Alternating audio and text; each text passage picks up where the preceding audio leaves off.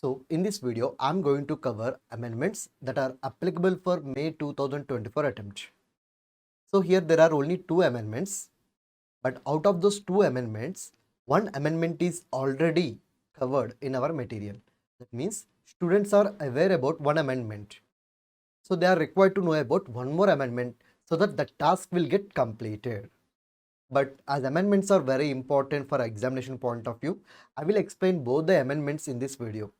So please watch this video carefully and note down the important points for you. Okay, the very first amendment is, so in Companies Act 2013, that too in section number 23, two subsections are introduced. First subsection is section 23 subsection 3 and second one is section 23 subsection 4. So what was introduced here in both these subsections? Let's see.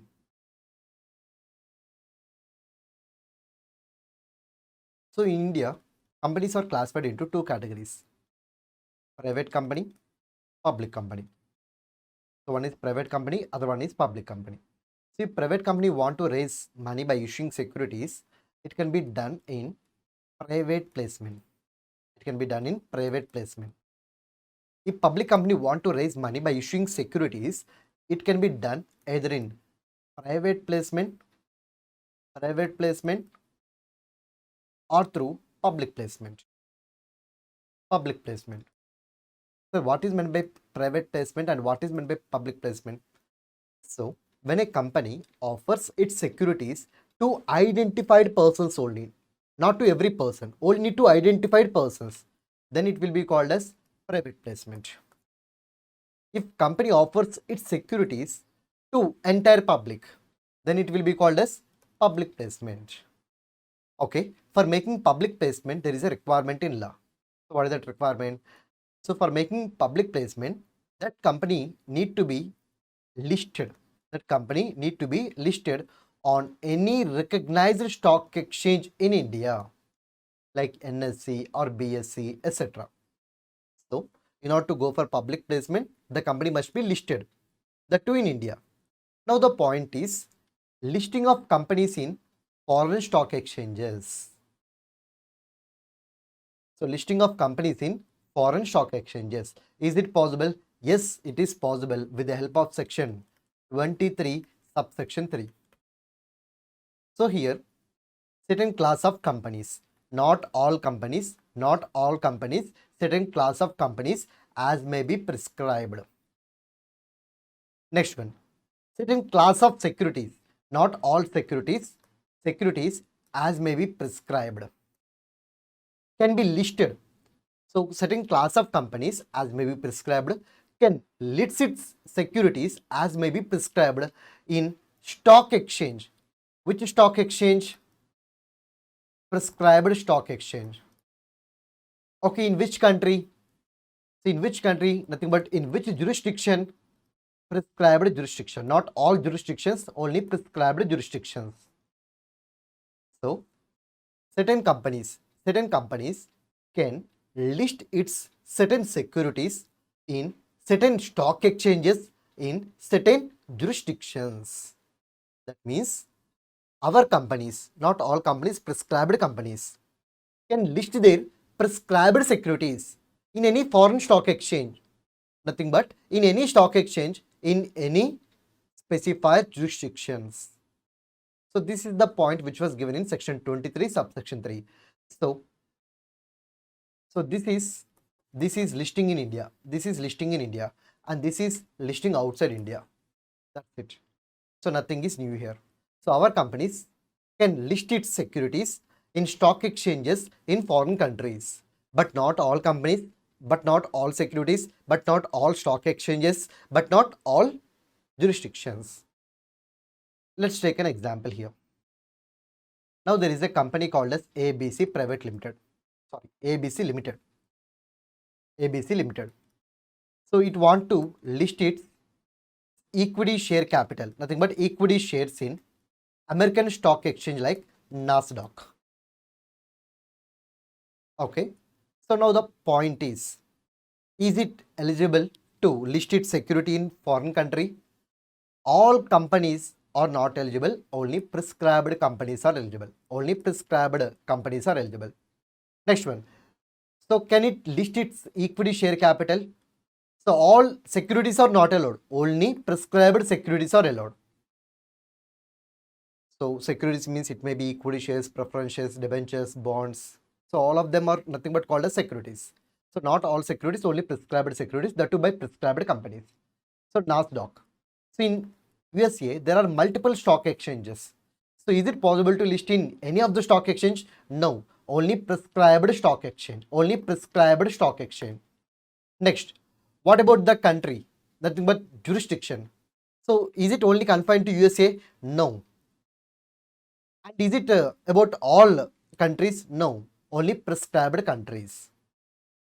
That means prescribed companies of our India can list their prescribed securities in prescribed stock exchanges of prescribed jurisdiction. So that is the meaning of section 23 subsection 3. And there is one more point, that is section 23 subsection 4.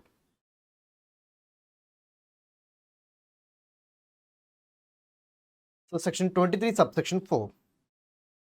So the companies which are covered under section 23 subsection 3, the companies which are covered under section 23 subsection 3, so may be exempted by central government. So they may be exempted by central government from following chapter 3 provisions, that is prospectus and allotment of securities private placement chapter. Chapter 4, that is share capital and debentures chapter. Section 89, declaration of beneficial interest. Section 90, register of significant beneficial owners. Section 127, liability for non-payment of dividend within 30 days. So these chapters and these sections are not applicable for the companies which are covered under section 23 clause 3. So central government may give an exemption like that. But if central government want to give such kind of exemption, that exemption notification should be laid before both houses of parliament, that is Lok Sabha as well as Rajya Sabha. That means their approval is required. So this is all about section 23, subsection 3 and subsection 4. And this amendment is already included in our material. And you people already know about this amendment. Now the second point, which was newly added. So before going into this second amendment, we need to know about a point, which is about declaration of beneficial interest. Say for example, Mr. A gave 1 lakh rupees to Mr. B. Mr. B invested this 1 lakh rupees in a company. Now company is giving benefits to Mr. B, and these benefits are passed on to Mr. A. So here, who is original owner? So here original owner is Mr. A. And who is owner as per books, that is registers, that is B. That's why B will be called as registered owner. He will be called as registered owner. And Mr. A will be called as beneficial owner. He will be called as beneficial owner. Now there is a condition on Mr. A as well as Mr. B. So what is that condition? So both need to communicate about their details to the company. So Mr. A need to communicate to company about his interest in the shares of the company held by Mr. B. Mr. B need to communicate to company about his status, whether he is beneficial owner or registered owner. So that status need to be communicated to the company. That means both the persons need to communicate their holding status to the company. And thereafter, company will communicate this status to ROC. So company need to forward this information to ROC. Now the point is, who is responsible in the company to communicate this information to ROC? So for this purpose, now certain sub-rules are added in rule number 9 of Companies Management and Administration Rules 2014. So some sub-rules are added here. So what are those sub-rules? First one, for the purpose of communicating this information by the company to the ROC, company may designate some officers. Say for example, company is having 4 officers. Company is having 4 officers. Now company can designate these 2 officers, and it can make responsible these 2 officers to communicate this information to the ROC. So that is one sub rule. Second one, then who can be designated like that? Who can be designated like that? If company is having CS. If company does not have any CS, then any other key managerial personnel. If company is not having any CS or KMP, so both are not there, then every director. So every director. So now company can appoint CS as authorized person to communicate the information. If no CS, it can appoint any other KMP as authorized person. If there is no KMP, then every director is responsible for communicating this information to the ROC. Next one. Sir, what happens if company fails to designate like that? If company fails to designate like that, then also the information need to be communicated to the ROC. But who is responsible now when company fails to designate officers like that? Then in case if there is CS, that CS is responsible. If there is no CS, then MD or manager is responsible. If there is no CS, MD, manager, then every director is responsible.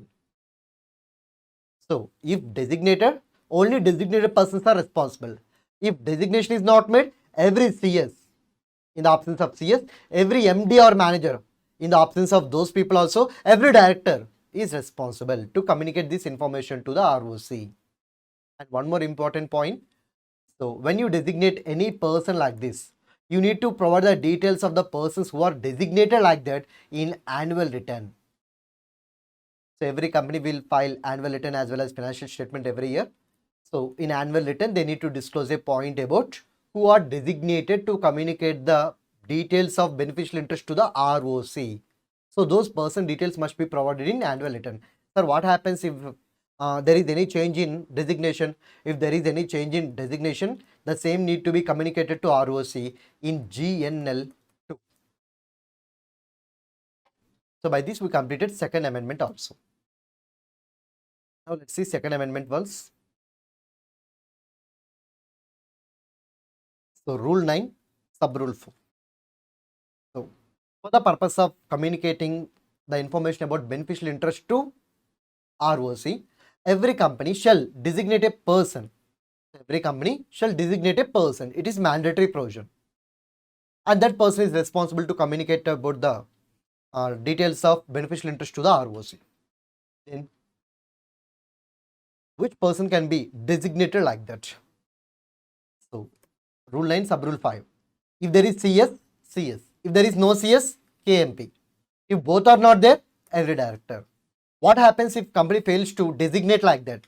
Then if CS is there, all CS are responsible. If no CS is there, then MD or manager is responsible. If they are also not there, then every director is responsible. Next one. And where to find the details of the persons who are designated like that in annual return of the company, which will be in MGT 7 or 7A forms. Next one.